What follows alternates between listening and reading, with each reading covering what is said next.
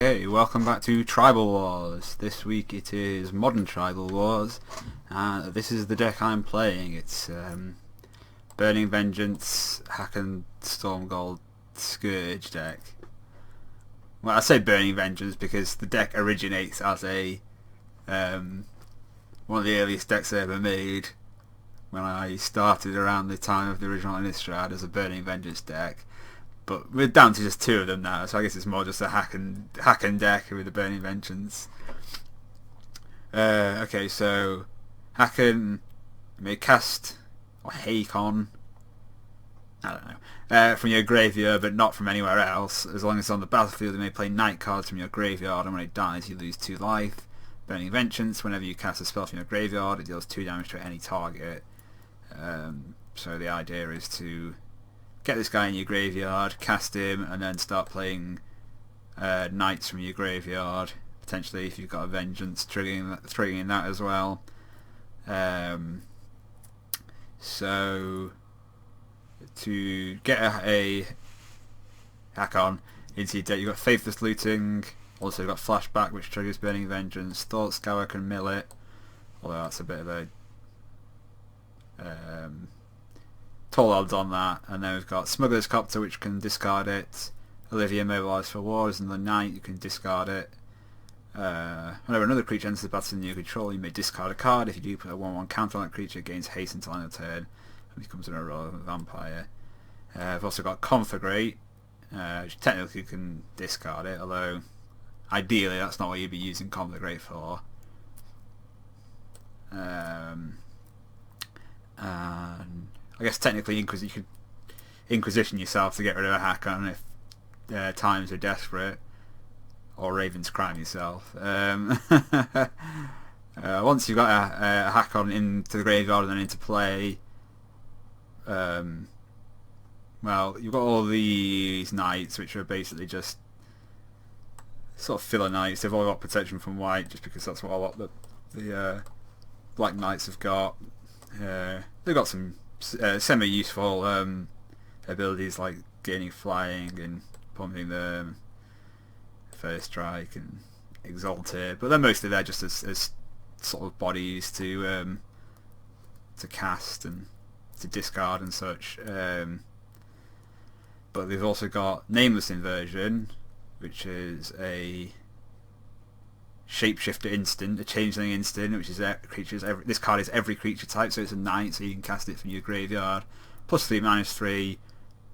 99.9% of the time, this is just a removal spell. I guess it's technically possible with Olivia pumping giving something a +1 counter to get up, so you can actually use this as a pump spell, but it's not very likely. And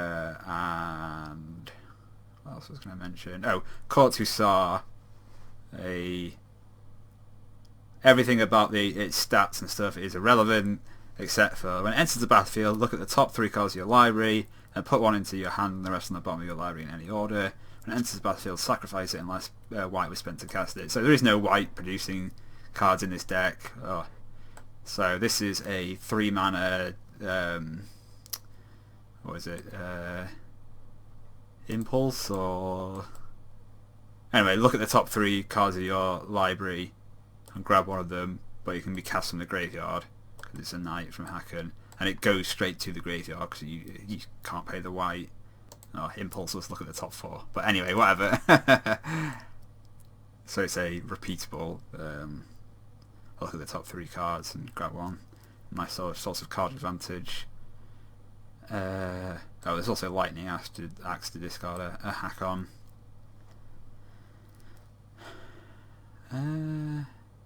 That's basically it. If you don't get to a Haakon, which there's also Phyrexian Crusader.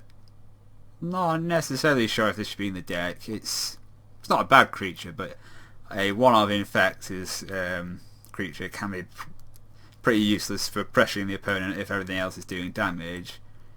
Mostly here because First Strike Infect is a nice combination, pro red and pro white, also useful, and it gives the deck an out to infinite life combos.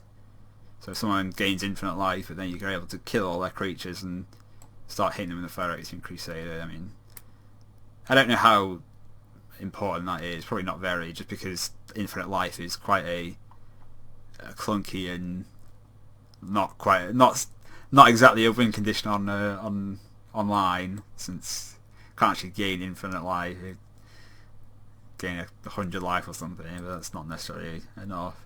Still, it's got its uses. And then we've got things like Faithful Push and Inquisition, like I said, to round things out. Just to, if you don't get to a Haakon going, you can just play a sort of fairly not great but an aggro control role where you make them discard, kill their creatures with your removal spell, and then just hit them with these creatures. Not the ideal game plan, but I mean it can work. Conflagrate I mentioned as a way to describe Haakon, but here it's mostly when you're playing a Haakon and playing a bunch of creatures from your graveyard, you tend to end up with a hand full of things that you just don't have time to cast. So in that situation you can just use Flashback to clear out a bunch of opposing creatures, or deal 7 damage or whatever it is to your opponent or something to finish off a game. Or in Raven's Crime, retrade, you can cast it from your graveyard by discarding a land to make the opponent discard. Triggering Burying Vengeance, and just late game, if you're just flying out, you can use it. Although this deck, when it's working properly, does tend to use lots of mana quite well, because obviously card advantage,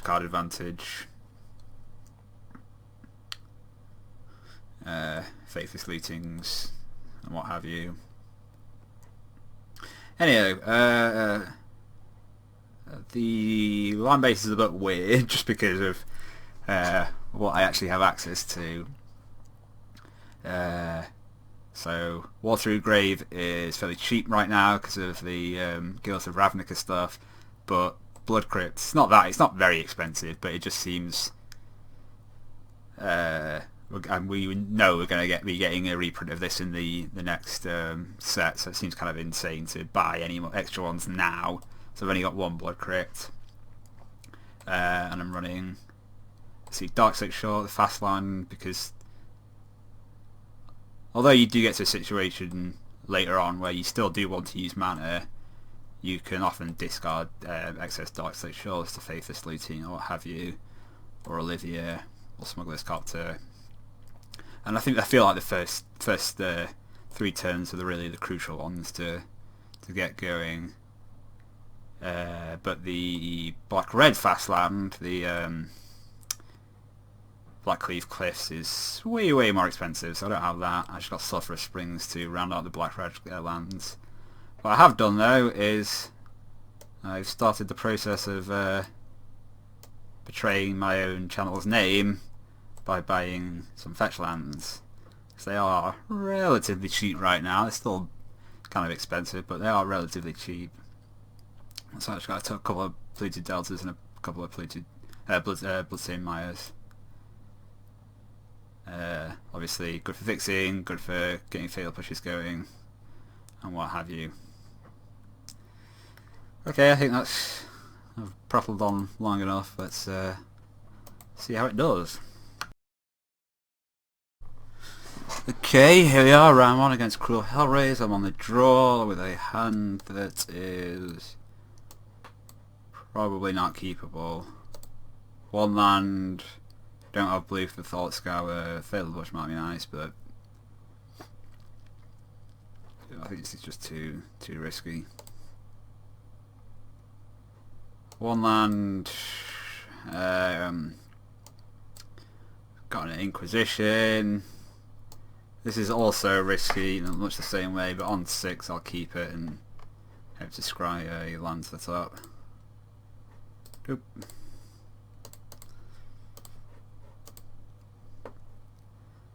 Swamp, Alter the Brood. Another opponent enters the battlefield under control. Each opponent puts the top card of the library into their graveyard. So that might be not so bad for me. Alright, what's in grave? Do want to just Inquisition first turn though. See what the opponent's doing? Okay, so this is a... Never mind about the Altar of the Brood, this looks like a combo deck.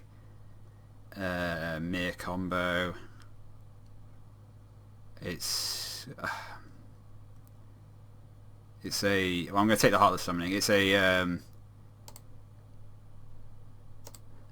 there's a Mere that... Anyway, that when it enters the battlefield, it grabs another artifact from your graveyard, and I guess it must cost 2 mana or something. So you play the Heartless Summoning, and then you need 2 of this Mere, and you're able to play one. It dies. It's a 1/1, so it dies to the negative Earth that. And then you play the other, grab the first one from the graveyard, play it over and over again, and you can trigger the Altar of the Brood over and over again. Psychogenic Probe. Whenever a spell or ability causes a player to shuffle their library, it deals 2 damage to that player. Okay, that's weird, but sure. The first time I've got fetch lands in my deck. Something to punish me for them. I'm just going to start trying to apply some pressure to the Black Knight. Oh yeah, we've got anything on? Nothing relevant in the graveyard except some knights. There goes my red mana.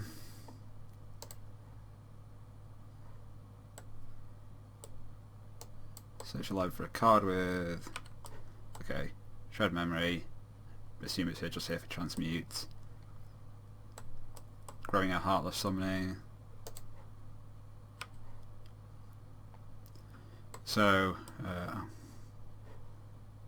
think I've seen these both. I didn't talk about the other cards in hand, but Mere Superion only costs 2 mana, but only mana produced by a creature to cast it, but with a Heartless Summoning it costs 2 less, so it's a 0 mana 4/5.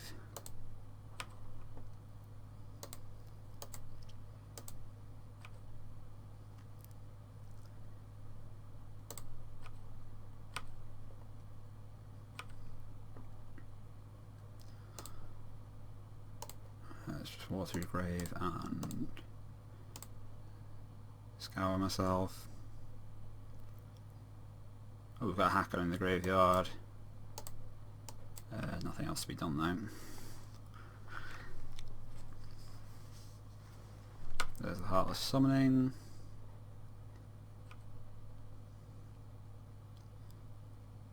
There's the Superion. And there's the Perilous Mere. Which instantly dies and deals 2 damage, but that's basically fine. And a Palladium Mere. I'm just going to kill that now because Haakon will let me cast these from the graveyard anyway.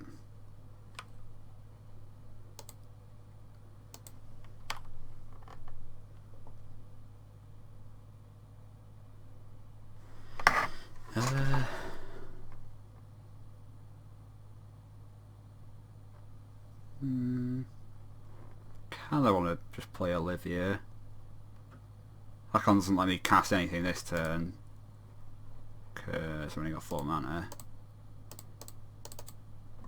So I'll play Olivia, and next turn I can hack in Black Knight or whatever.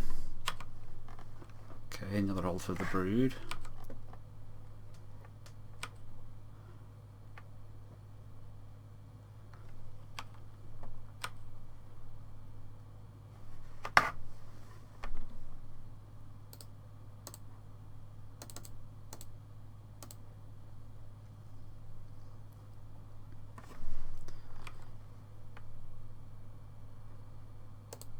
Discard the Nameless Inversion.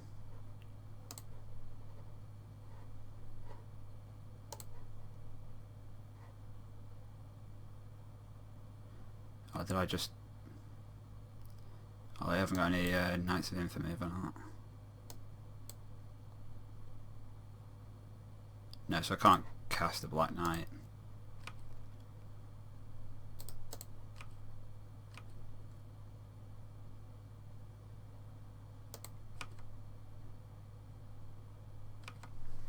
So I'll just have to hold up a Nameless Inversion.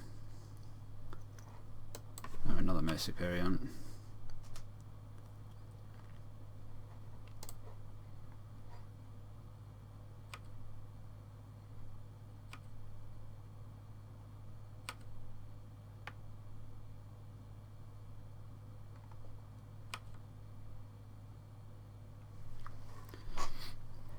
One, two, three, four, five, six.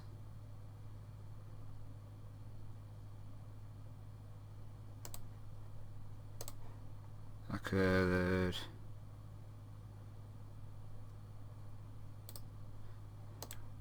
Black Knight, discard the Dark Slate Shore, attack for with everything but the Haakon, then Nameless Inversion twice to kill on the Superions.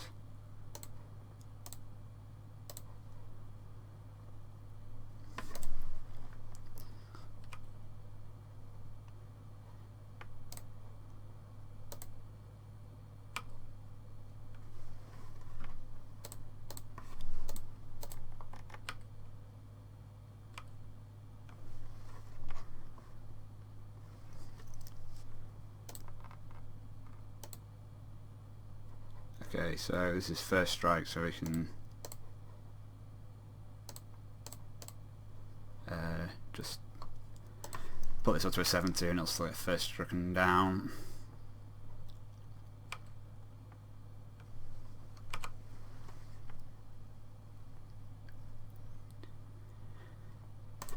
Another Superion.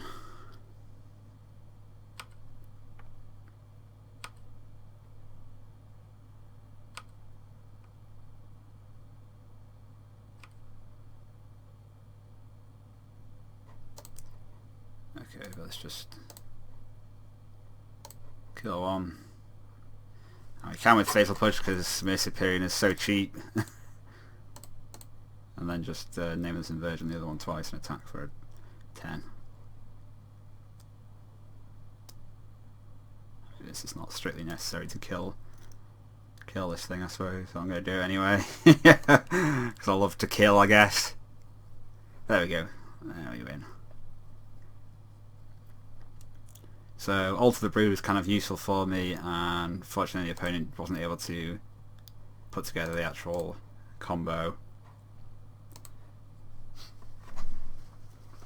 I mean, it's a combo that's a little bit difficult to get together, I suppose, because you're looking at you need the Heartless Summoning. I've almost forgotten it already. To reduce the cost, you need 2 of that mirror that gets things back, and you need something to trigger off them entering the battlefield. So it's a 4-card combo. Seems like a keepable hand. Got some an Inquisition to disrupt the combo potential, and then at least one follow-up. We can't actually cast any of the ones yet, but I'm sure I'll get there. There we go. And let's see what's going on. Miss Superion, Perilous Mare, Bajuka Bog. Oh, that's a little annoying, but Shred Memory and the Probe. So Superion can't actually be cast right now. Shred Memory, I assume we'll go for Heartless Summoning, which will allow the Superion to be cast. I'm just going to take the Shred Memory. Don't think the Psychogenic Probe is necessarily likely to use something. Perilous Mirror is a little bit annoying because it kills a Crusader or whatever, but Shred Memory is, I do believe, by far the most dangerous card there.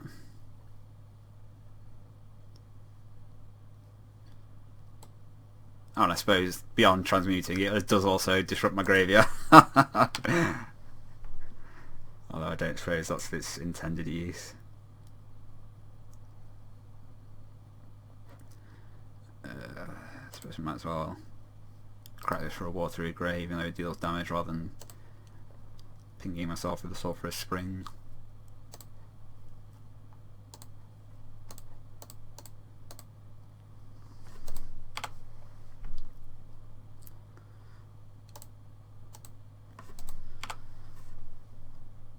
Altar of the Brood, let's have a look. So Duke of Bog is gone. It's got one unknown still left.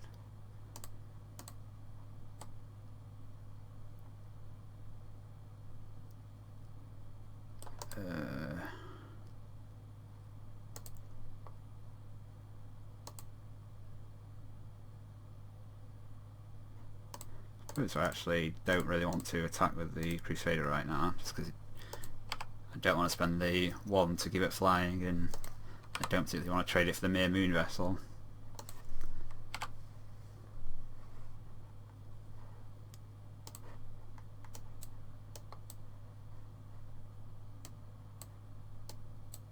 There, Mere Retriever, this is the thing. When it dies, return another target artifact card from your graveyard to your hand. Ooh, got a Haakon going.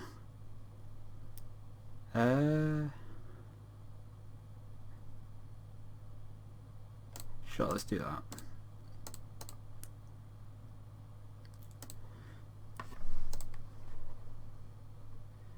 Haakon. Discard the Olivia.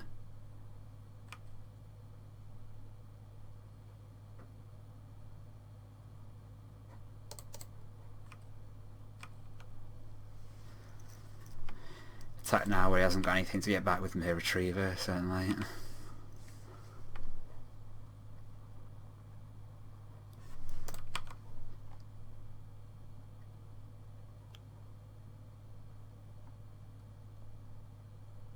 So probably Perilous Mare and Pro, because he still can't cast the Superion.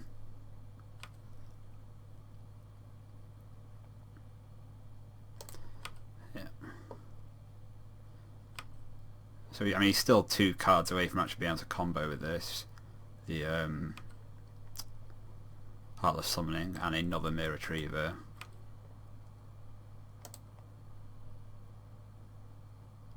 I don't think there's sufficient reason to actually cast that right now. I think just...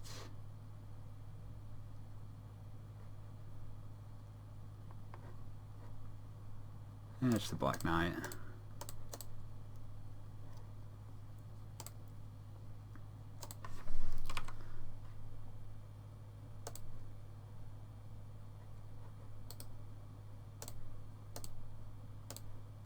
Go to the air.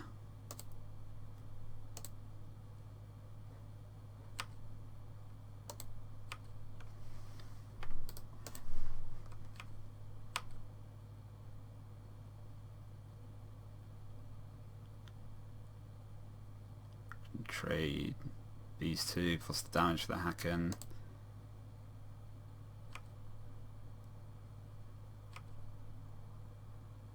Going down to 1. Okay, that seems fine. Yeah, and he just draws another land. And we win! Hurrah! Okay, I'm coming into, after a relatively quick Gate of Round 1 win, coming in to spectate Kuma because he's playing apparently a very similar deck to me. By his claim, it's all coincidence, though I suspect he's watching me. So it looks like he's Goblin or Warrior, some kind of red aggro deck he's facing, just for 3 Foundry Street Denizens.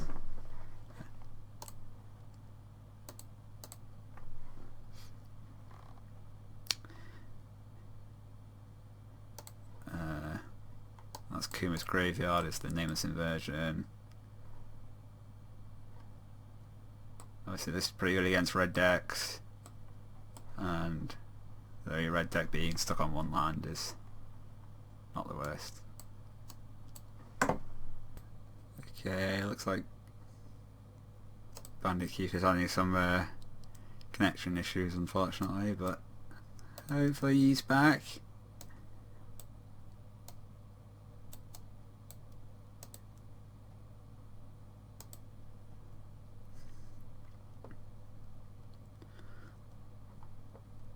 Oh, it looks like possibly just another unfortunate turn for him where he's stuck on one mana with 7 cards in hand.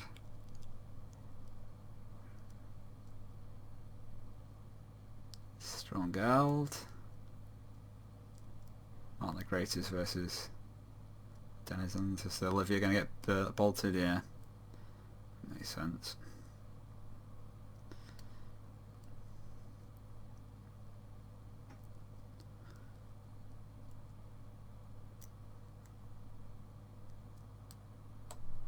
Wait, this is one that gets flying, not the first strike guy.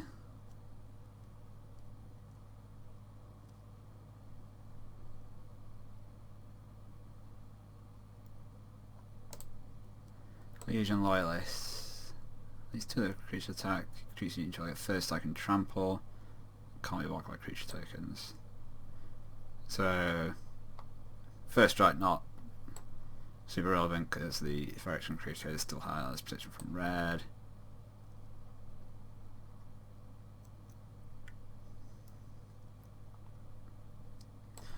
But the trample is certainly not irrelevant against X1s in particular. So Strong Gal Crusaders, green flying.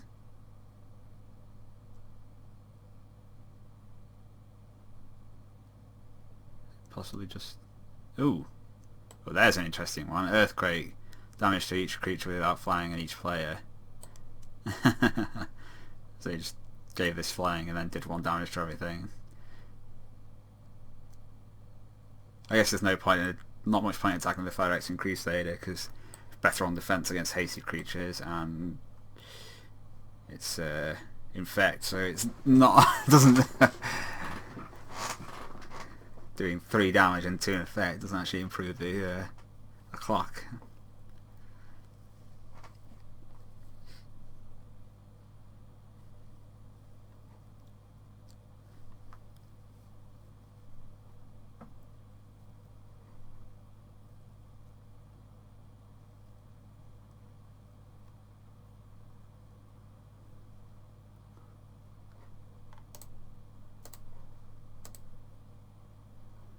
Okay, so just pouring all the mana into the Strong Gal Crusader.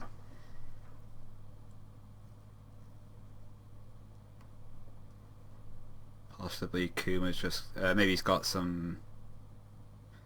Haakon trapped in his hand or something, and maybe some removal that it's not worth using on a Legion Loyalist yet or something.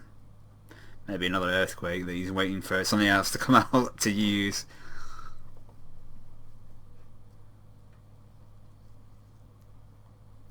But Bandit Keith still, turn 7, stuck on 1 land. I mean, this is a low to the ground red deck. It's probably not running that many lands. I mean, it still is. There's no way he's running so few that this isn't a fairly unlucky statistical anomaly.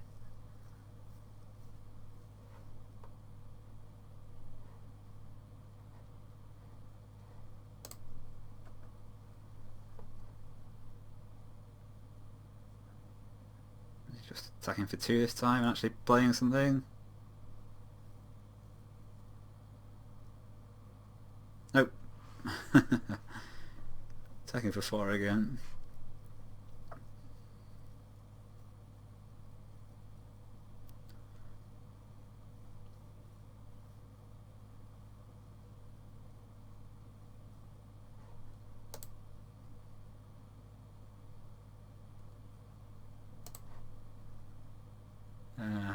Okay, yeah, so it's probably his goblins rather than warriors. Although not necessarily, this is goblin warriors, he's goblin warrior. And this is just a decent card in red creature decks. But certainly having to play a goblin bushwhacker as a 1/1 It is a miserable experience.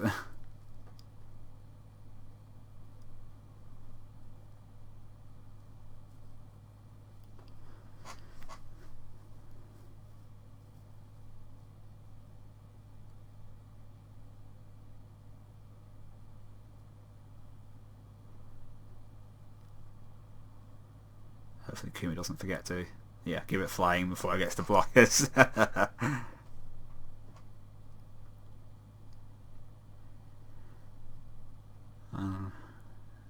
imagine probably it's just going to deal 4 damage and then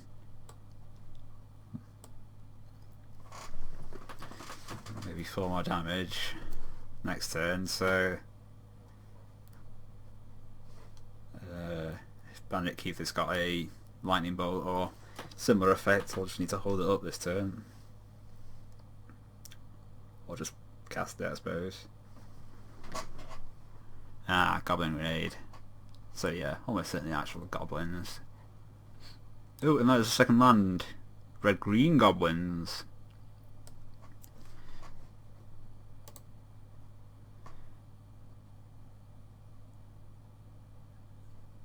And, well, I hope they say that Kuma's actually got another creature, because getting Bandit Keith down to 4 doesn't help that much with Phyrexian Crusader.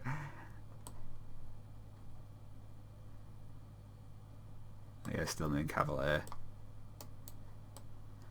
Pro white and black, flying, first strike, and that's basically Strongbow Crusader plus a bit more.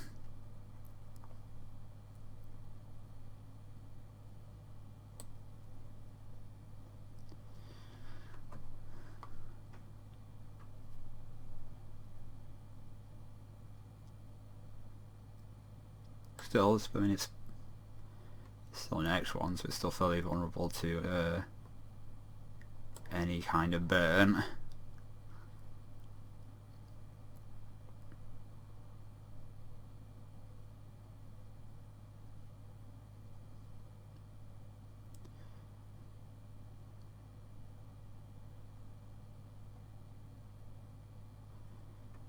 Burning Tree Emissary. So this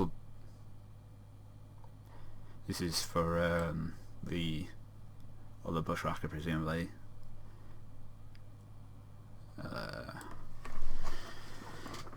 God, what's it called? Reckless Bushwhacker, which has got the if you cast something this turn, it only costs 1 and a red, and it has the Bushwhacker effect.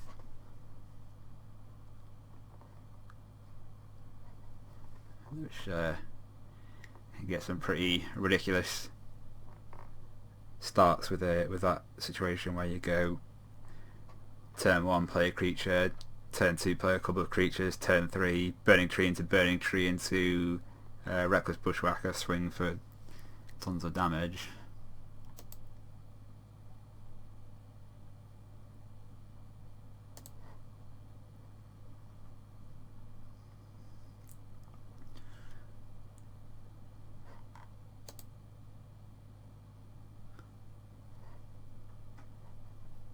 I mean, this is... Bandit Keith needs to have a lightning bolt or just die to the 4 damage flying here. He does not have it. Okay, here we are.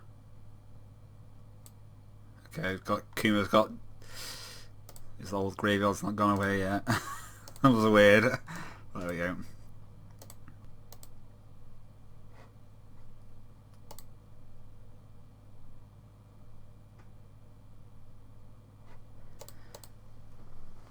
Okay, here we go. Bandit Keith,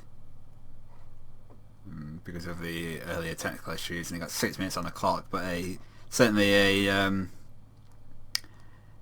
red Bushwhacker deck is well capable of winning a game within 6 minutes. But no turn 1 players. Not the best draw that this kind of deck can have. Okay, Burning Tree into a Goblin Power Driver. This is only other goblins, other attacking goblins. Oh, and a tap Smothering Marsh might be a bit awkward.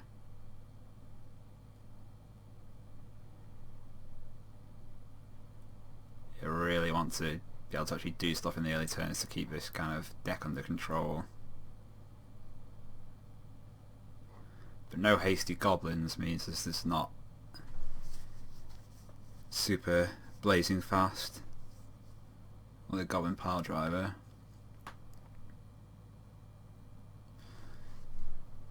Maybe I'll have the Phyrexian Crusader, the pro red one.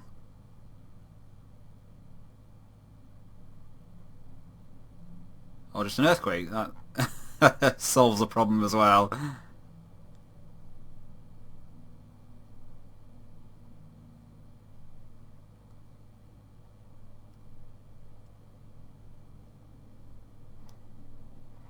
So yeah, this is 4 lands is kind of more than this deck really wants to use. It's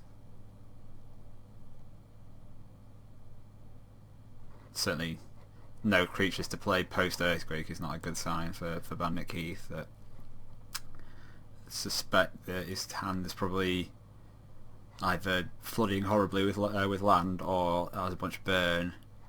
But obviously 15 is difficult life to get to burn out from. Haakon can be a little bit of a liability against the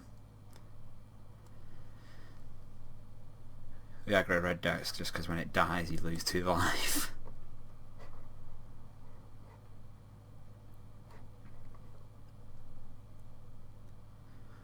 Burning a tree.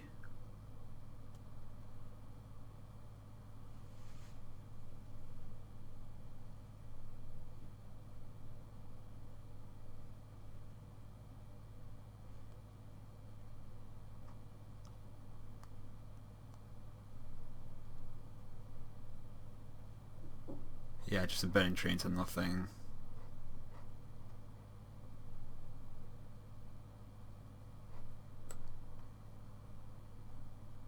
Kuma has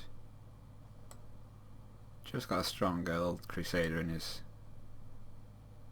grave. Oh, this is interesting.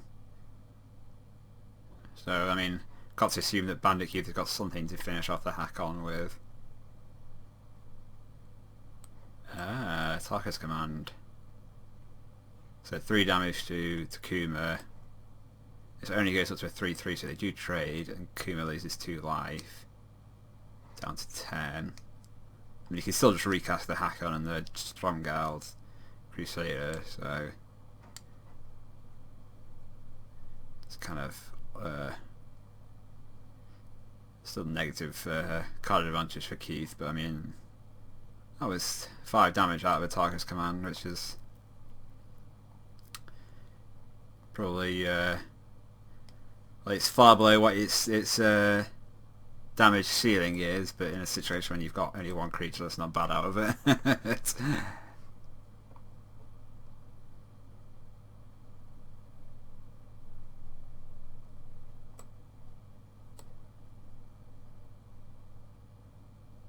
So Kuma can win in 2 turns just from what he's got here.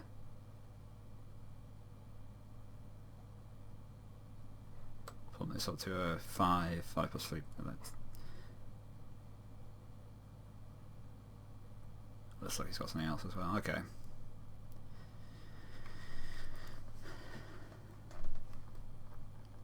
So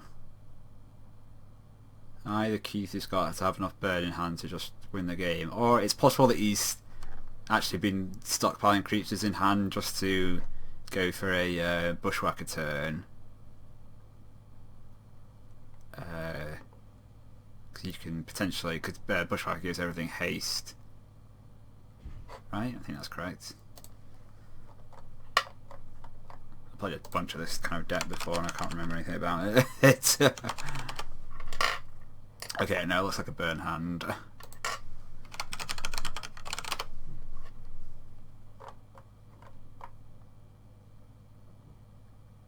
Yeah, haste. So you can potentially, if you get blown up in the early game is just start stockpiling creatures in hand, and then your opponent will eventually attack in such a way they've not got very many blockers, and you can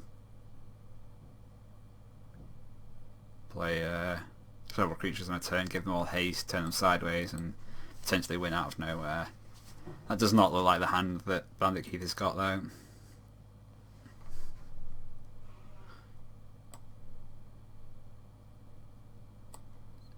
Although if you can kill Haakon, 2, 4, 5, 6, 7, even if he doesn't have enough burn to kill Kuma, if he's got like a lightning bolt or something to take out Haakon, that still does 2 damage to Kuma, and then 4 damage. Yeah, 5, 6, 7, and he would survive for one more turn to. Just a defensive goblin guide is always feels fairly awkward. We might buy him a turn, which is potentially all he needs.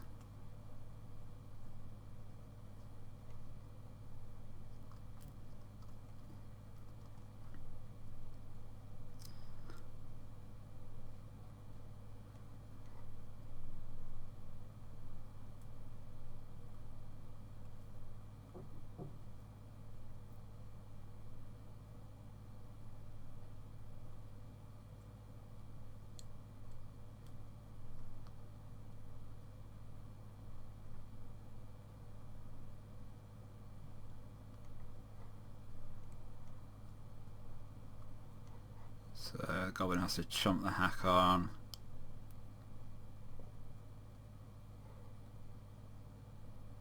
I guess it could be potentially another Atarka's command to trade with the Haakon.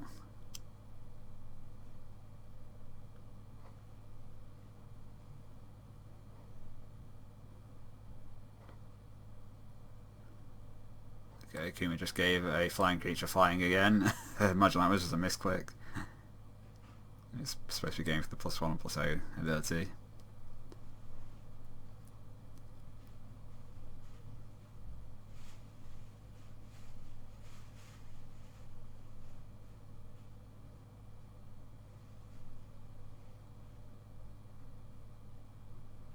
And a faithless looting. So I imagine Bandit Keith does have one last turn to find a way to deal 7 damage.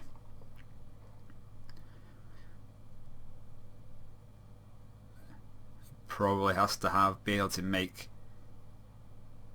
with just 3 cards.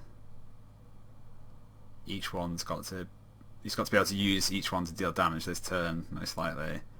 I can't see that happening when he spent 3 mana to. Oh no! Oh well.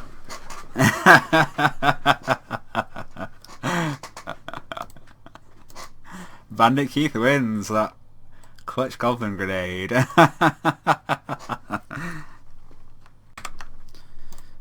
Right, here we are for round 2 against Love Taps MTG on the draw with a functional hand, Inquisition into Black Knight, but sort of unfortunately we don't have any red mana yet. I don't think it's mulligan though.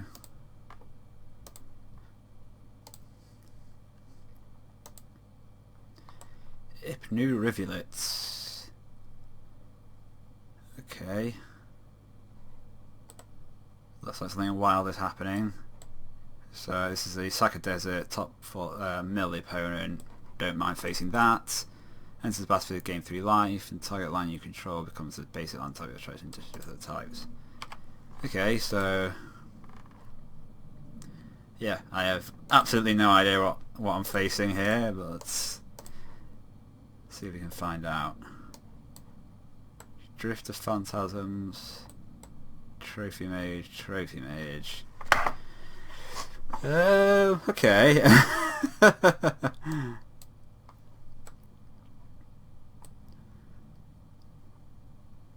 Something artifacty, obviously.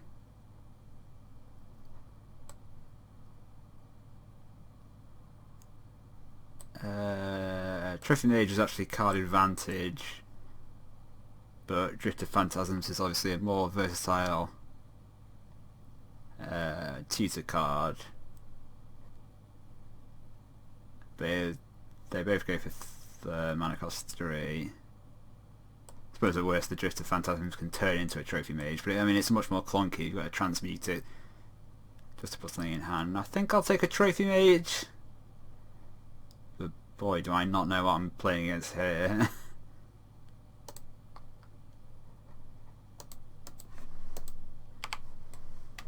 This is target player. So maybe it's another, some kind of artifacts, graveyard, combo deck again. Maybe the new Rivulet is to target himself. Oh, this is getting kind of unfortunate. So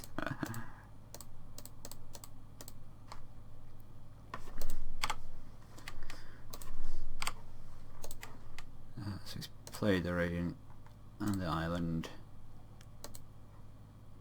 The Trophy Mage coming. Trophy Mage is coming. What is it getting?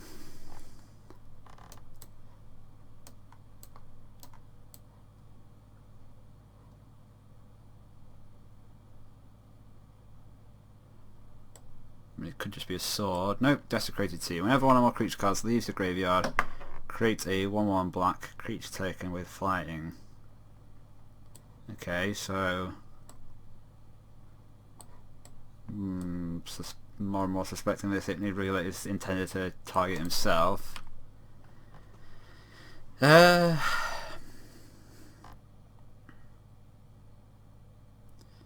trading 2 for 2 is not great when I'm at 18 and Love Tap is at 25. I guess I just won't do anything. As awkward as that is.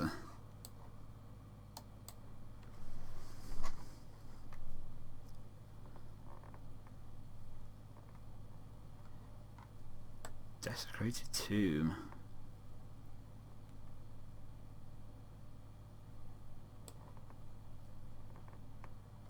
Oh, there it is. So I have a hard time imagining how this could be a combo.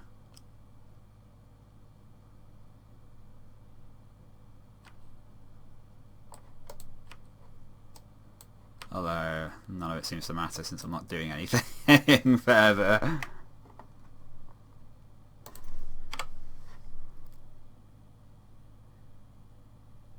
Nothing from the Lord Taps either though. Despite having Transmute is sorcery only, I think. Yeah, Transmute only is a sorcery. Okay, so it's Burning Vengeance time. Oh wait, is it? When I'm actually going to be able to trigger it. It might be fit. No, he's probably fixed his routine to actually something else to do. Oh. Okay.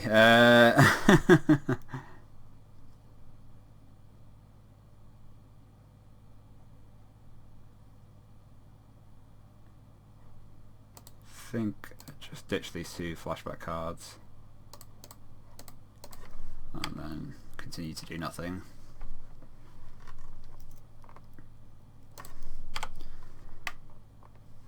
As will Love Taps.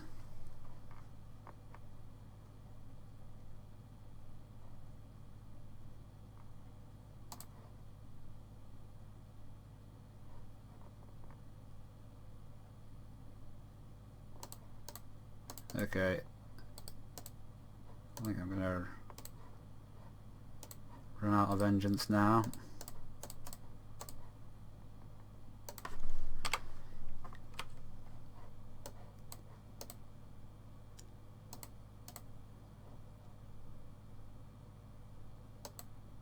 He's not stockpiling cards in hand to actually discard to hand size, is he? It's not impossible.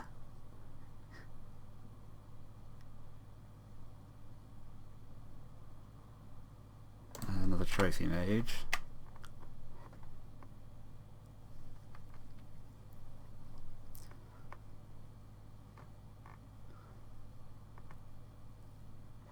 for another desecrated tomb.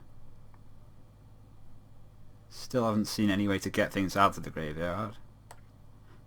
No, whenever one more creature leaves your graveyard. So yeah, sorry, I said earlier I couldn't see how this could combo, but I absolutely can see how this can combo. If you just have, it's regardless of how it leaves, so you just have some way of comboing, similar to the previous combo deck, where any way to, you get those mirrors recurring each other over and over again. Any sort of engine similar to that will create an infinite number of black creature tokens.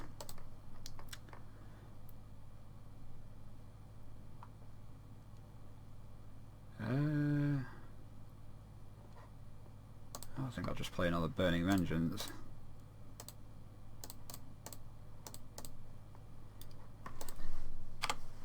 And continue to effectively do nothing.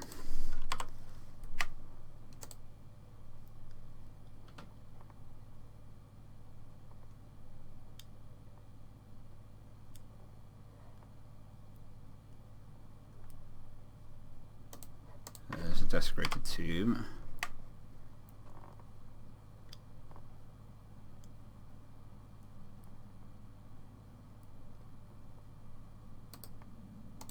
So let's flashback Faithless Looting, kill that Trophy Mage, kill that Trophy Mage,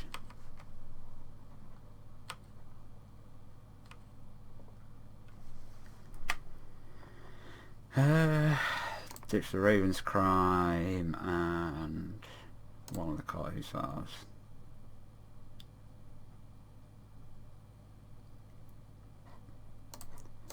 Let's see what's going on over there. Hostility. Spell you control would deal damage to an opponent, prevent that damage, create a 3/1 and until sharing a creature taken with haste, each 1 damage prevented this way. Dread. Is this an Incarnation deck? Target player draws 2 cards and discards 4 cards. Well, the Navigator's Compass doesn't seem super important here. It's already got 1.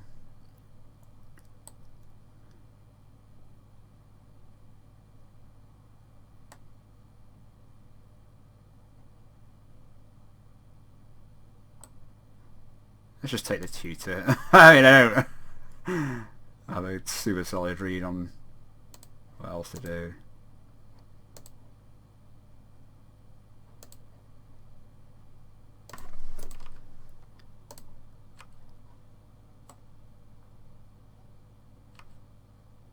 So when hostility is put into a graveyard from anywhere, shuffle it into his own library. So whenever hostility or dread or whatever is put into the graveyard, it'll immediately get shuffled and leave and trigger this. So I absolutely do not want to cast Raven's Crime. That's what I was thinking of doing, but I just give him some tokens. Not casting Wistful Thinking, so not even doing it on itself. So I could. Let's just Faithless Looting, flashback.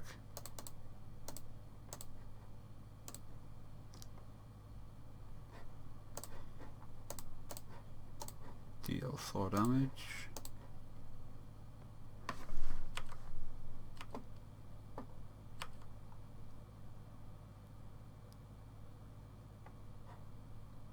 And I think just ditch a couple of lands. Attack for 2. And start getting mobilised.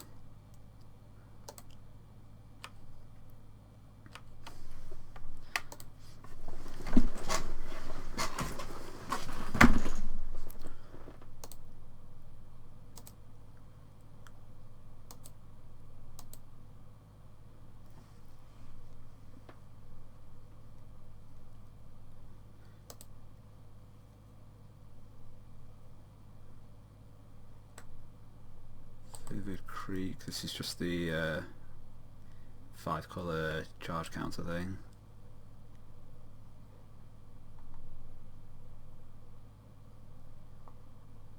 Yeah, wistful thinking himself.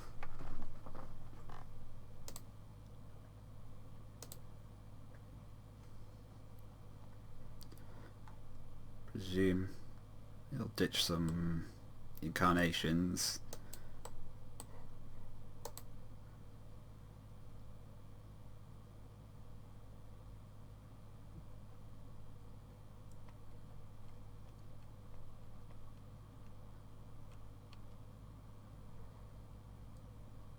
Ebony Rivulet's gone. Painted Bluffs, Oscillatory and Dread get shuffled back. 4 flying bats get made. Okay, let me just thought scour myself.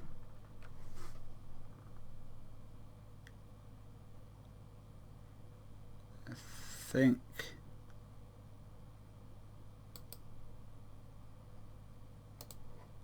no.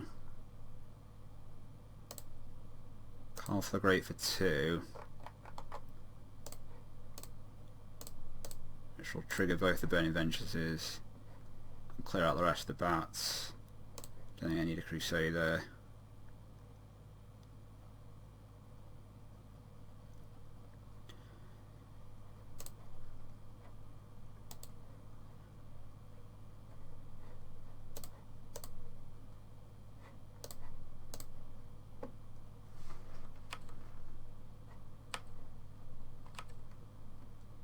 And I could Black Knight, discard the Hussars, 3 damage, 3, 6, 8. Or I could caught Hussar looking for something else to do. I think I'm going to call Hussar. I really would love to get Haakon at this point, to start triggering these Burning Vengeances a ton.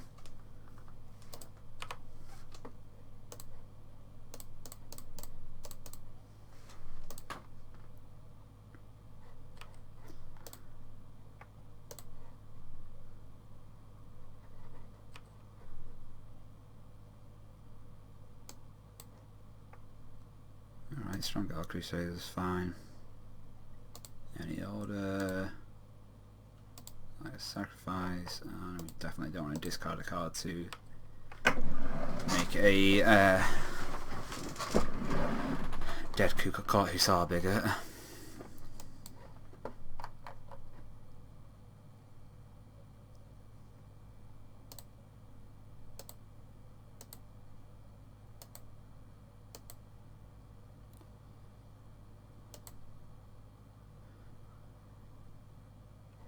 There's a Navigator's Compass that's been cast, so I don't know Love Taps his hand anymore.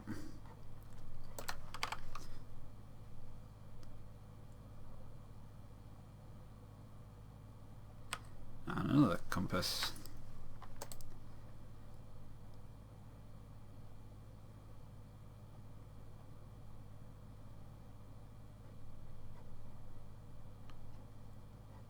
And another Wistful Thinking.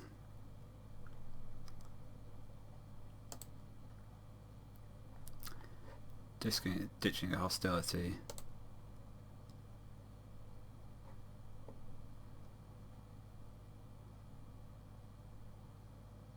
Well,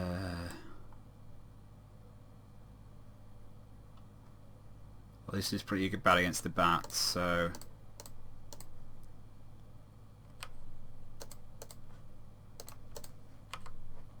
let's discard the Steam Vents with this. And these are all, the bats don't have any good trades or anything, it's got any good blocks. So the 2/2's got first strike.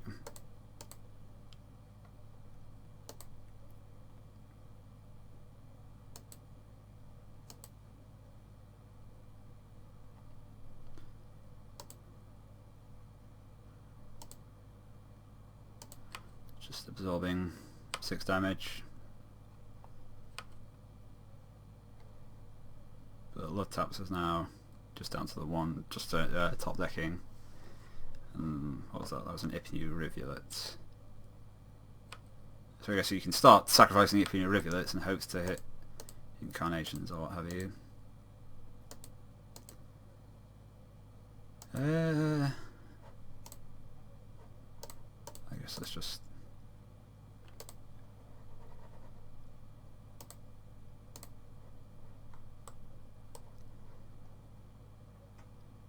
ditch a Knight of Infamy.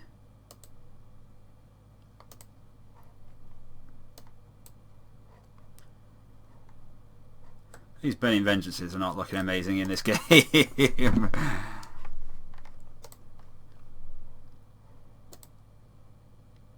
I suppose they trigger them 3 times each, I guess, I think.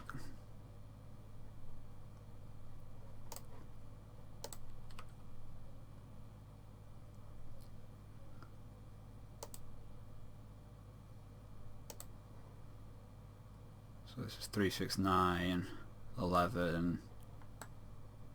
Not quite enough to actually deal lethal even with the pump ability. Presume this is an Ipney Rivulet getting sacrificed. Possibly both of them.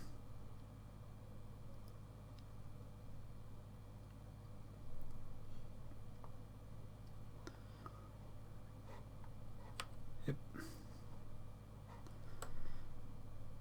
Vigor, Guile, and another Guile, so that's what, 6 bats?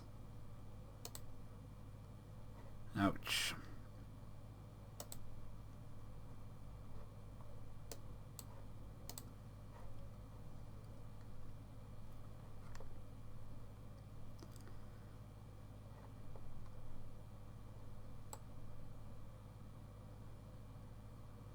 It just occurred to me that I should, from now on, any lands I draw should be used as Raven's Crime, even if it doesn't make any discard anything, just triggering the Burning Vengeance twice will be... or the 2 Burning Vengeances will be better than a land, probably, at this point.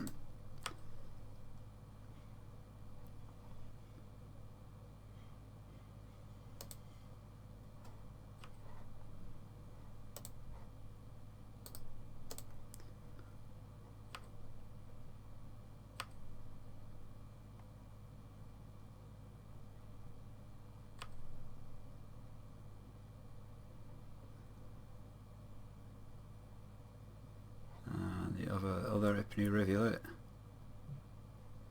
looks like. So I guess it's not impossible for him to hit well enough to actually just be able to kill me. Not quite. Yeah, he has done it, because he doesn't need to block at all.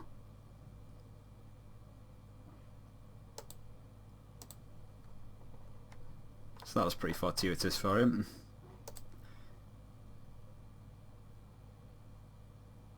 Oh, he's still blocking. He's not counted.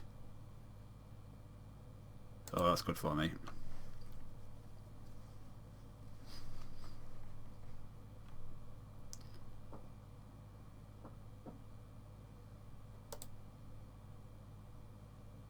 Okay.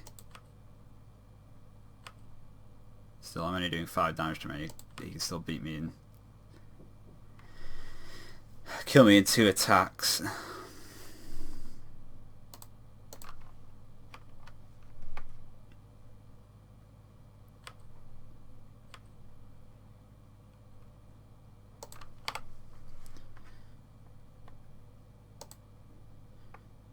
Radiant Fountain.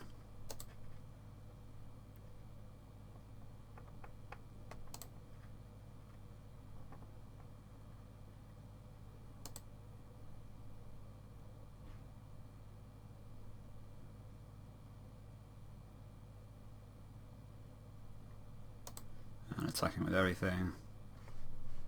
Okay, so attack for 5. Raven's Crime, discard the mountain, that'll trigger both the Burning Vengeances, and I've got to...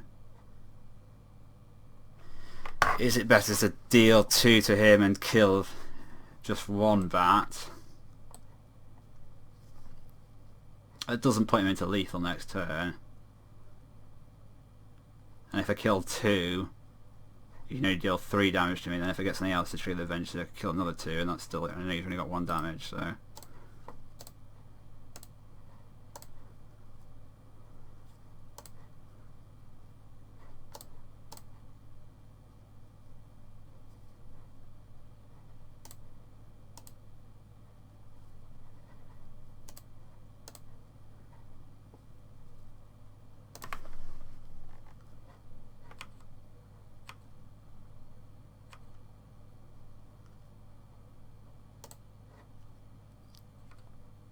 Although I suppose if I find something else to trigger the vengeances, I can deal 5 damage and then 4 to kill him.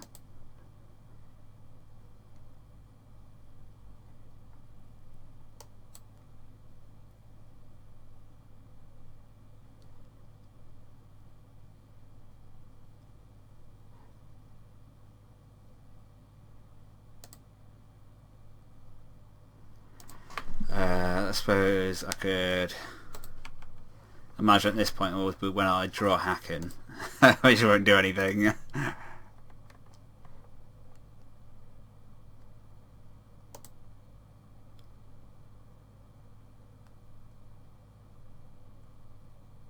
Oh no. Okay, so I can trigger cast retrace Raven's Crime again and just deal 4 damage to win.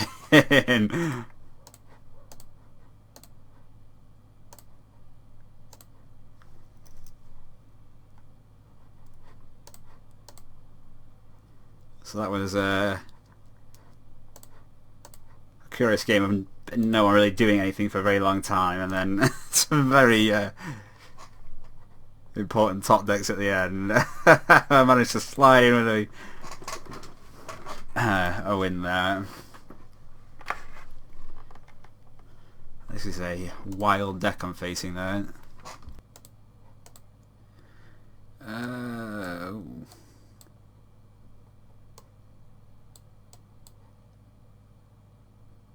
God, this is all sorts of awkward.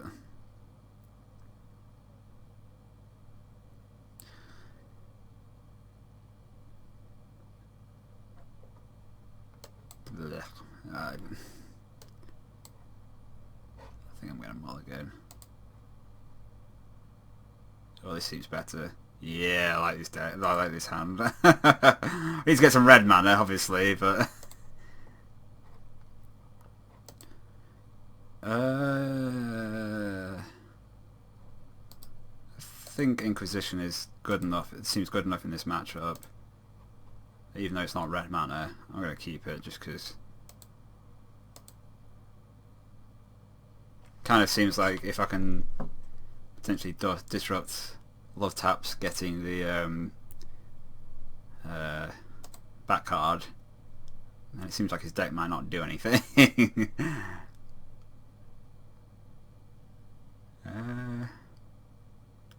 I suppose in that respect, I don't really want to Thought Scour that Scry into my own graveyard, so I'm just going to play a tap Watery Grave. Kind of awkward, but I mean it probably won't actually be that bad, just because I turn to Thought Scour and Inquisition. I'll most likely be fine. Do I want to Thought Scour myself first to know what I hit with it before I Inquisition? Yeah, I guess so. Probably won't make a huge difference, but alright, I've got red mana. I don't mind that, certainly. Okay, lots of elemental incarnations and a Wistful Thinking. Goodbye, Wistful Thinking. So that seems like a horrendously clunky hand on Love Taps' part. Radiant Fountain.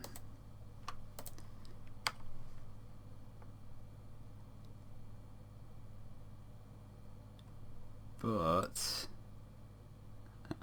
it does mean I've got no target for my Lightning Axe to discard a Haakon with. I think I actually just want to play the Black Knight, as awkward as that kind of is, just because it starts dealing damage against an opponent who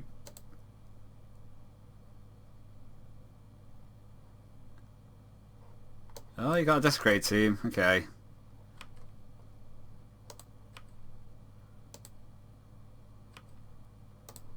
Alright.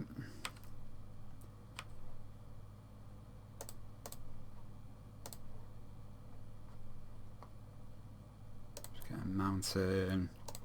Play a burning vengeance. Hopefully they'll just have something to make one creature so I can lightning axe it and ditch a Haakon.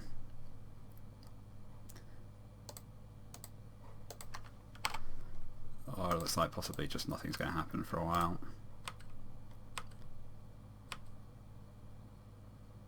I guess I'll play Sulphur Spring. I was thinking about holding it for Raven's Crime. There's only one of those in the deck, and with the knights that benefit for that can use mana and stuff. Ooh, that's not the worst.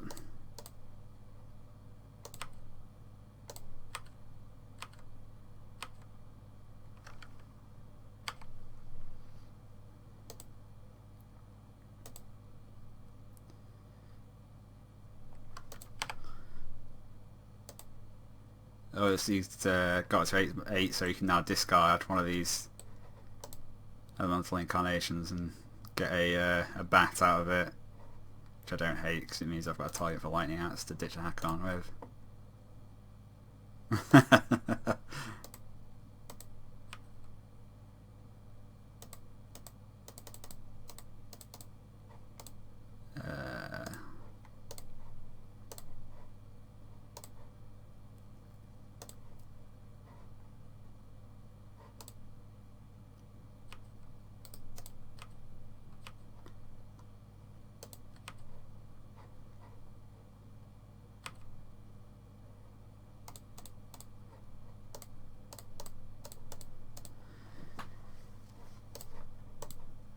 Down to 7.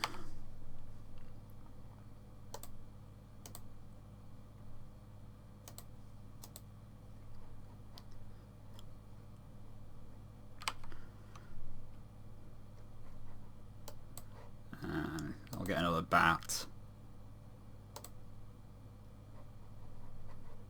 Well, I mean, that's not the scariest.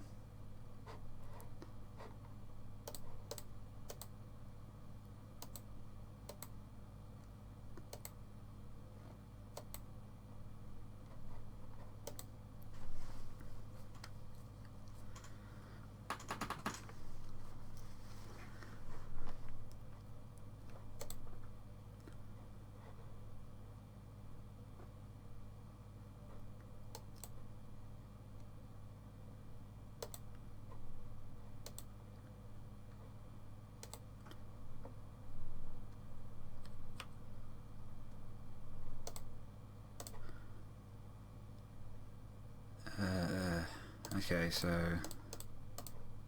cast this and hopefully a land drop, and if I can find a land drop I can recast it from my graveyard, and then yeah, burning vengeance, kill the bat, attack for 7.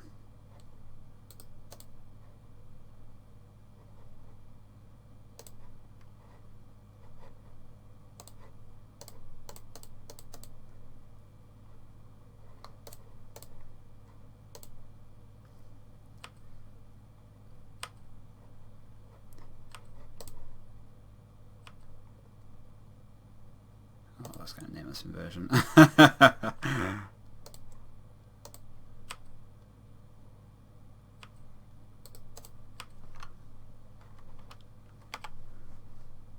And there we go. That was a pretty a weird game, I'll say that much. But I managed to win it. Alright, here we go, and look who we're facing. It's Kumagoro, and we know he's also playing a Haakon deck. This seems keepable. Yeah.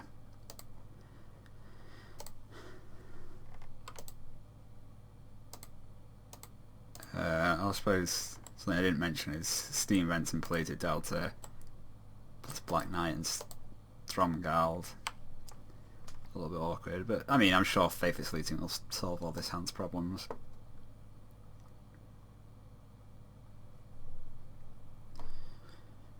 Let's try to grab a Blood Crypt and Faithless Looting, looking for another black source mostly. Okay, we'll definitely ditch Haakon. And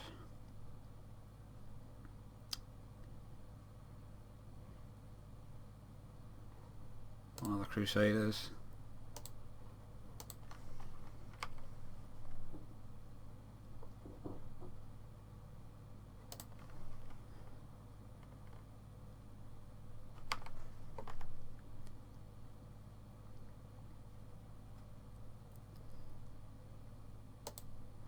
Probably don't actually ever want to cast the Raven's Crime on him just because it gives him an outlet to ditch that card discard his own Haakons. So I could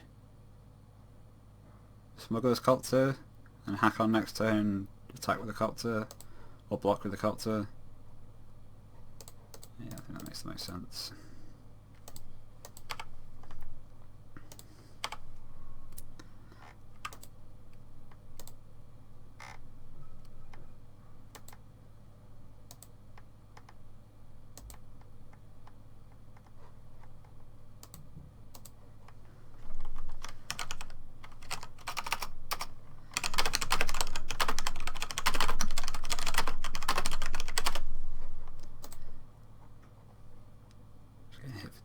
We're going to hit for 2 or for 3? Just 2. And Kuma's got his own looting.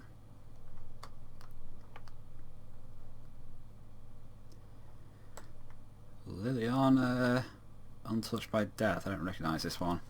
Top 3 cards of your library into your graveyard. At least one of them is a zombie card. Each opponent loses 2 life and you gain 2 life. And then Shrink. Cast all your cards from your graveyard this turn. Okay. It's a kind of an interesting one.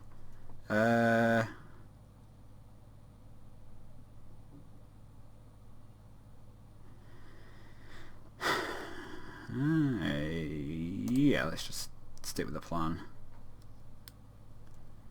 What's the point of playing a Haakon deck if you don't cast Haakon on the first possible opportunity?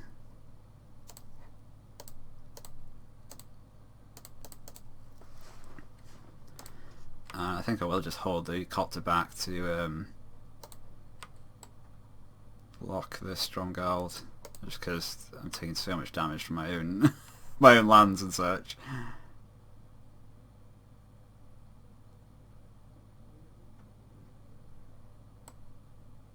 Oh, is he going to kill it? Ugh. Until end of turn. So it's not the beginning of the turn, so if I crew it now, even though it's the end stuff, I don't think it'll stay around. But we might as well just make sure that I'm thinking that right. Oh, yes, I am. Okay, so this is getting kind of awkward. That I might just end up essentially killing myself in my own land base.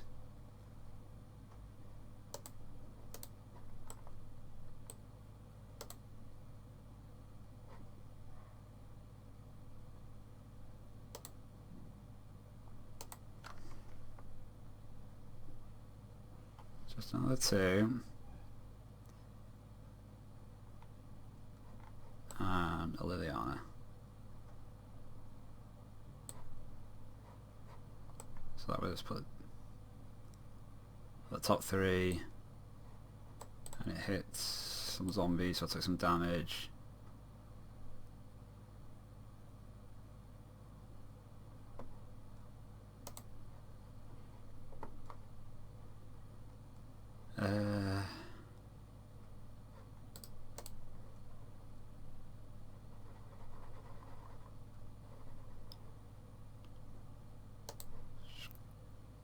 a swamp.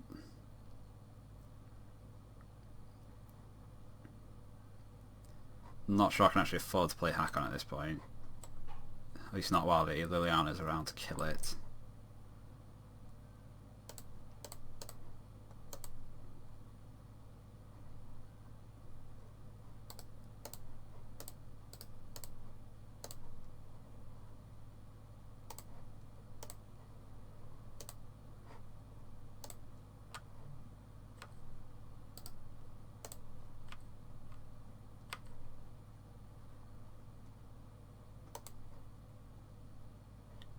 Ditch the Raven's Crime.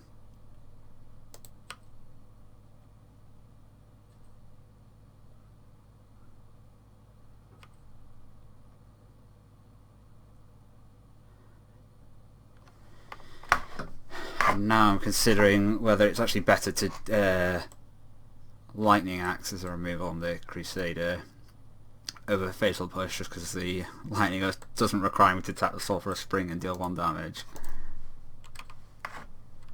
So I'm down to 3.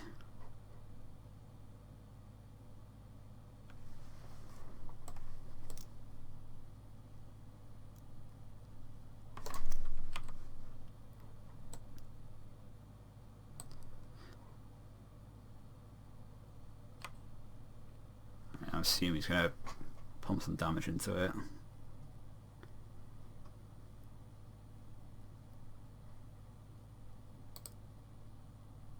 Yeah, I think I'm actually going to do this like this.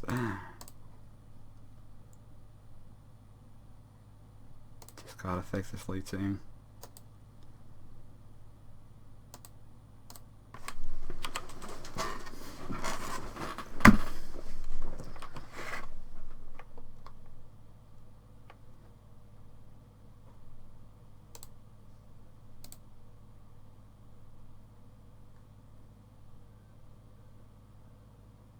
Still Cavalier. Taking from white and from black.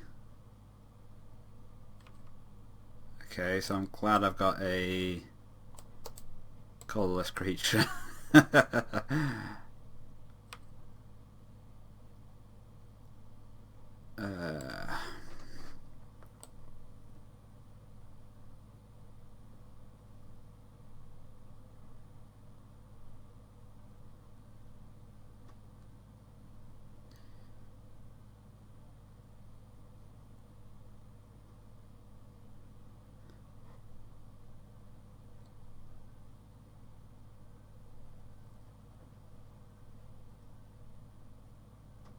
So, I need at least 1 untapped creature that can crew the copter so I don't die to this thing. Oh, this is awkward. It's only going to first strike and +1/+0.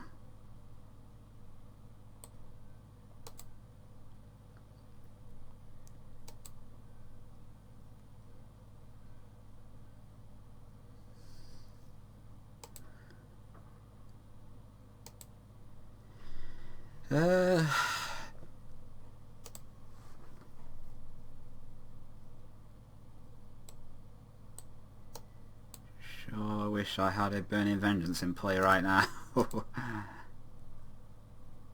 Because, okay, so we're in a situation where at 3 life, the uptick on Liliana plus the Sulphurous Springs would probably kill me.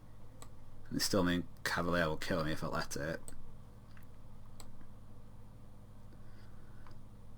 So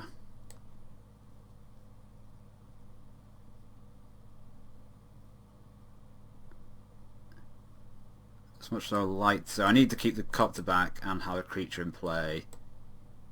I would like to attack the Liliana with this, but that would cost 1 to give it flying, so it doesn't just die to the Cavalier.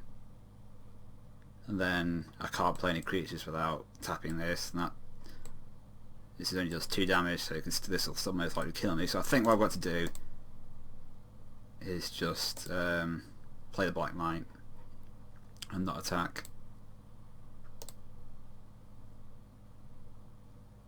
I could play Haakon.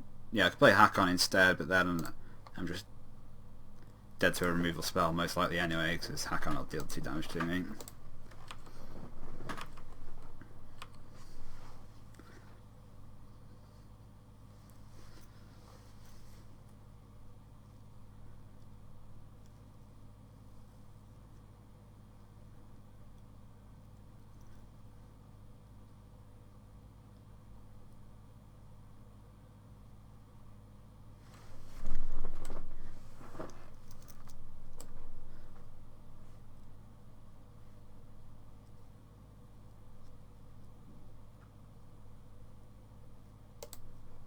I think there's a good chance I'm just going to die to this. Ooh. Why is he casting? Oh, he's got another Storming Cavalier in there. Okay.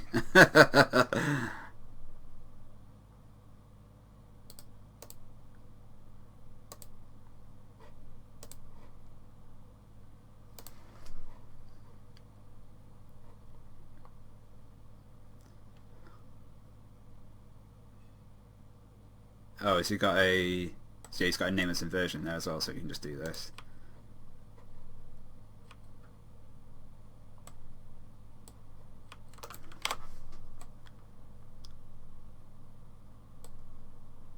And it pays 2 mana into doing 3 damage to me.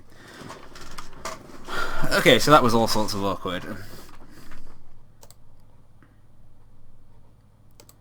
Let's not do that again.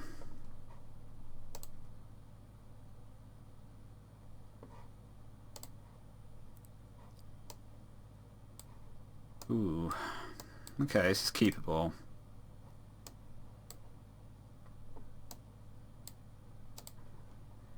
I guess it's probably not worth inquisitioning myself to get Haakon into the graveyard. Earthquake, Olivia, Haakon, Liliana.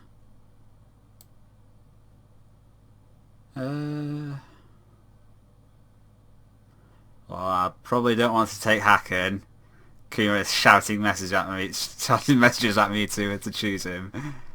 But is Earthquake more dangerous than Olivia?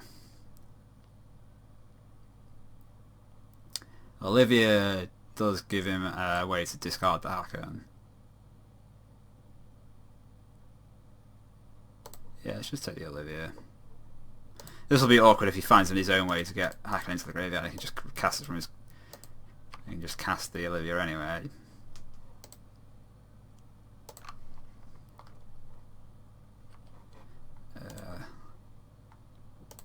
One Catacomb.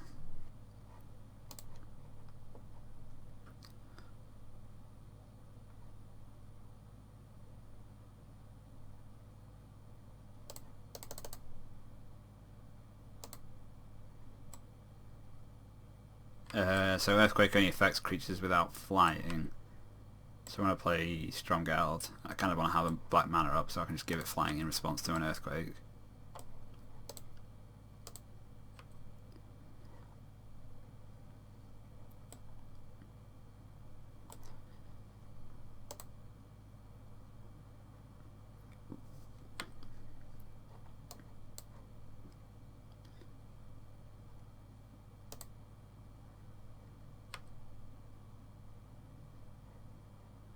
There's another Verdant Catacomb gone. Swing for 2.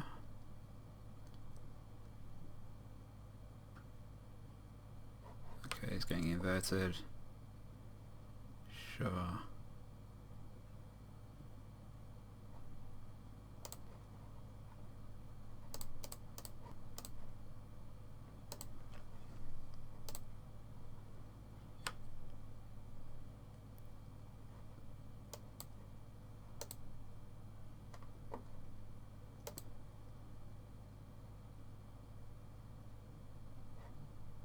There's a Blood Crypt.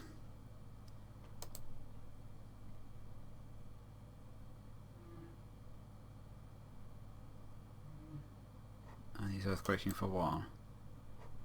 Okay. Just got a Watery Grave with this and take to the skies. not sure whether he didn't notice that interaction or he was hoping I didn't.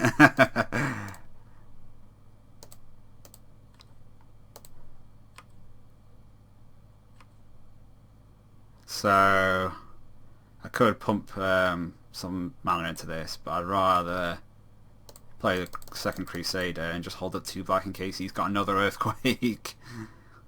Because that would be a pretty awkward way to die.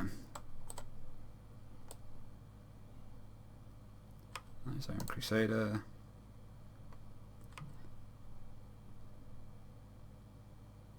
I'm just going to push that.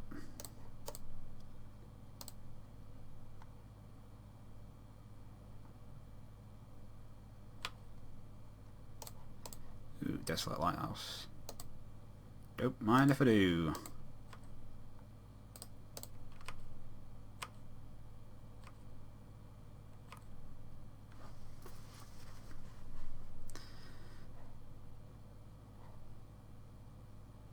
So there's a Liliana.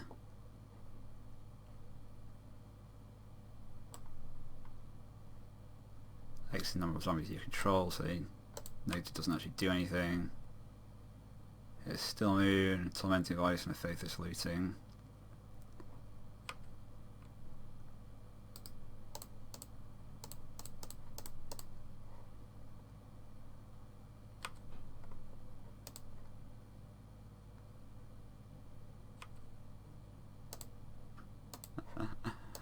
Well, the only thing I know he's got left in hand is Haakon, and you have to take a card with Inquisition, so I definitely do not want to cast that in case I'm forced to take his Haakon.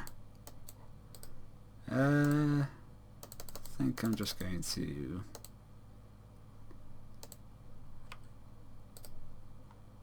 kill a Liliana,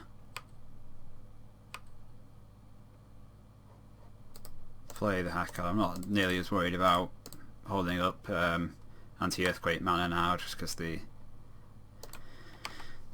Haakon can counteract that. In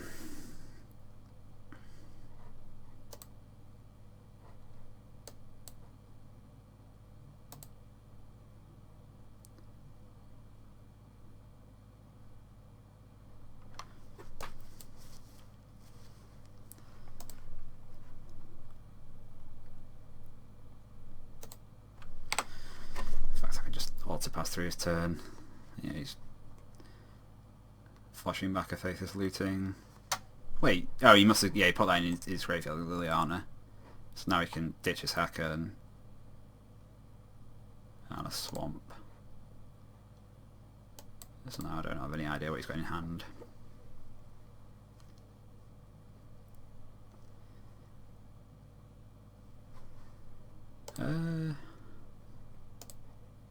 Well,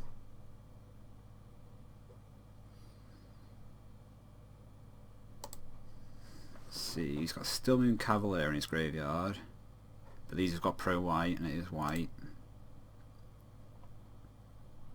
And Nameless Inversion.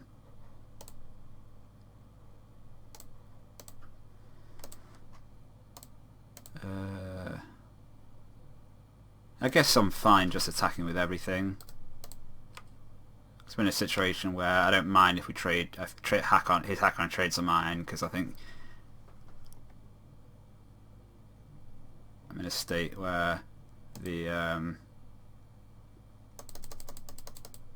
little bit of damage is fine.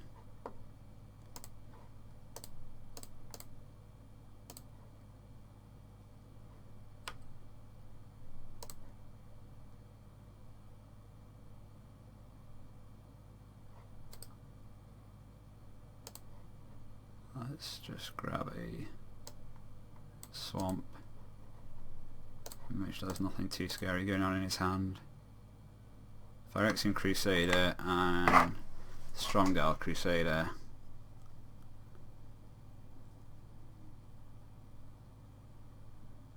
Oh yes, it literally does not matter. As he can cast either of them from either his hand or his graveyard.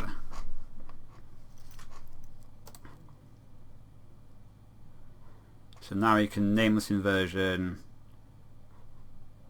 1, 2, 3 times. Take Haakon and both the Crusaders, maybe.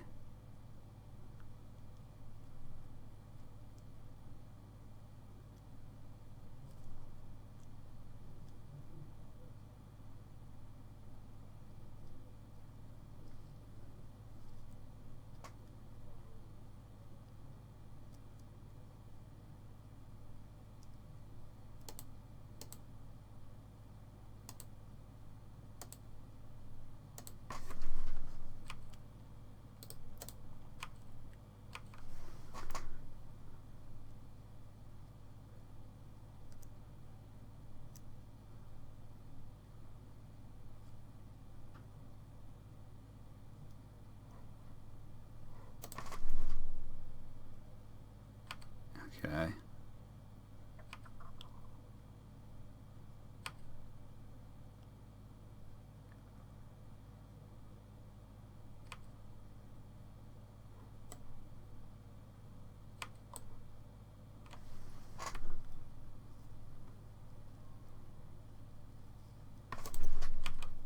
I guess this is just a bad attack, actually. He's just letting him eat my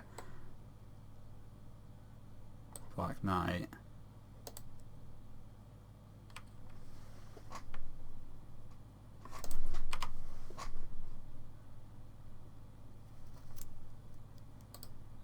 I think I'm actually just going to Lighthouse rather than do anything else.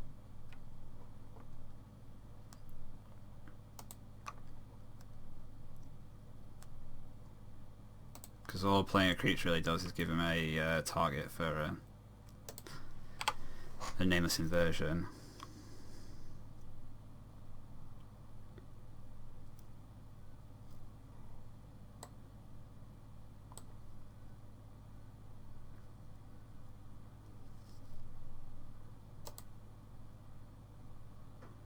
God, I feel like I might just lose this game.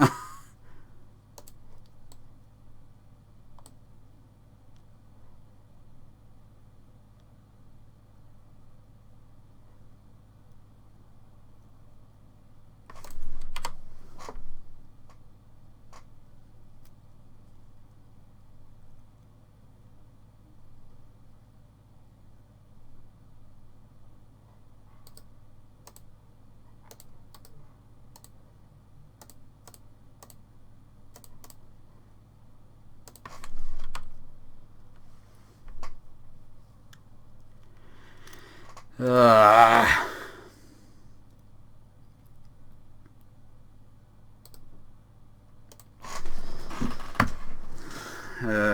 yeah, I can't do anything. Combination of Haakon and nameless inversion is just too strong.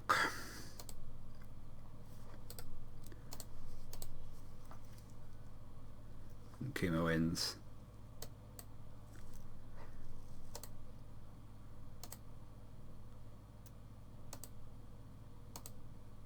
God, if only I had a Burning Vengeance earlier, that would have been real nice. Okay, here we are back with the deck to ruminate on the revenge I was able to get and the revenge I wasn't able to get against Kuma. So this was kind of a odd event just because Mirror Retriever Heartless Summoning combo into Incarnation, what is it? That bat creating tomb into the Haakon mirror match is kind of an unusual set of matches to face. Not super sure the what lessons to learn from this, other than watching and editing, watching back the footage from the Kuma match, from my match against Kuma, was kind of frustrating for me to watch because I think I made kind of a series of game-losing misplays, particularly in the first match, or the first game against him, where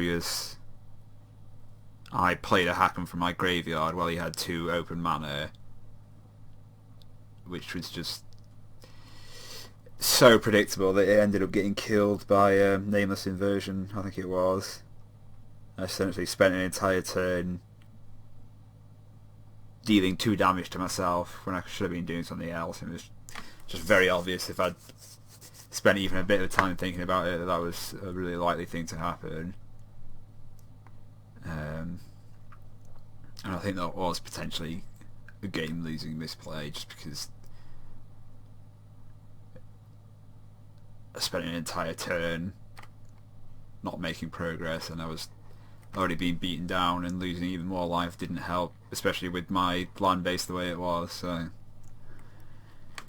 I feel like I should have, or could have at least gotten into a third game, and I would always like to be able to beat Kuma at every opportunity. The biggest thing was the Sulphurous Springs were really kind of bad, especially with a deck that's so colour saturated. It's just you're using that for damage quite a lot, and it does add up pretty quickly. I guess maybe these should just be Dragon Skull checklands or something. Well, they should be Blood Crypts, and they probably will be the next time that I play with the deck. Anyway, Conflagrate, it didn't really come up very often. It was just killed a couple of bats and triggered Burning Vengeance. But I wasn't often in a situation where I had a lot of cards in hand that I could use to fuel it. The thing I was thinking of was, I think I mentioned it in the intro, was when you've got Haakon and you're just casting things from your graveyard, the things in your hands can build up and you just don't have the mana to use them, so just turning them into direct damage might be useful. But that's sort of well, when you've got a Haakon in play and you're able to just cast things from your graveyard uninterrupted, that's when things are already going great. So maybe as a justification for having Conflagrate, that's not very good. It's still a good card in the deck, probably, but I'm not necessarily sure it's good enough. But I mean, it does trigger Burning Vengeance, and it can discard Haakon if you get to that point. Get milled with Thought Scour, stuff like that. So I mean, certainly not bad in the deck, but I don't know necessarily it justifies its place. I'm starting to feel like 2 Court Hussars might actually do too many. Maybe just 1, because if you haven't got a Haakon going, it is just a fairly inefficient bit of filtering. I mean, I've never been super happy with the 2 drops, although I'm not really sure there's something much better. They're fine, just not great. Never really great, except against white decks, I suppose. All the protection from white. Not necessarily sure I thought Scour should be in a deck, just because with the way my mana base is, you don't necessarily have a free blue mana whenever you need it, so it is a bit more of a clunky thing for what is.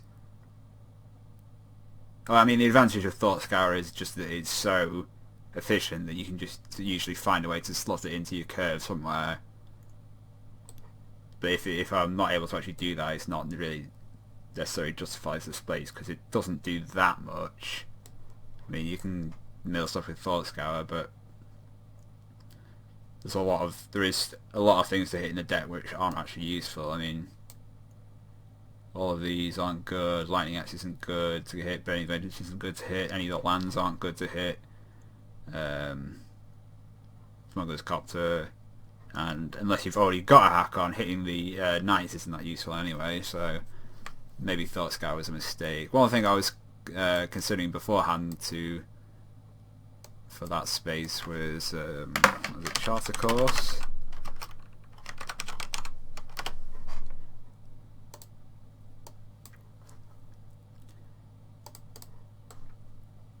Yeah, this one. Just because that's easier to use it. Draw 2 cards and discard a card unless you attack the creature this turn.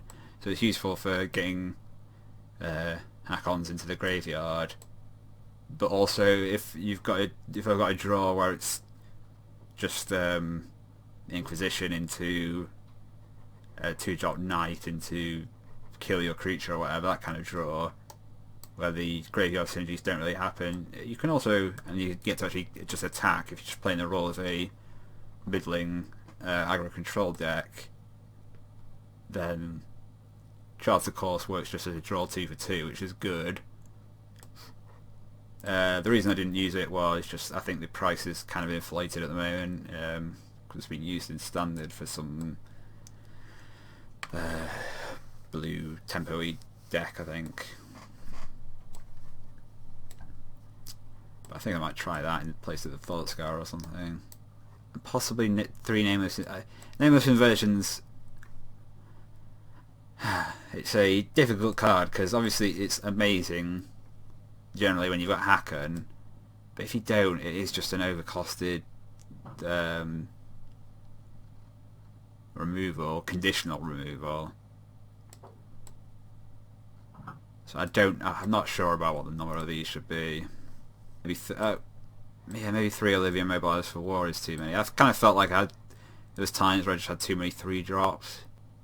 Felt like there was a bit too often that I didn't really curve out super well, so that I was only spending 3 or 4 mana or 2 or 3 mana or whatever. So I might cut an Olivia. Anyway, thanks for watching.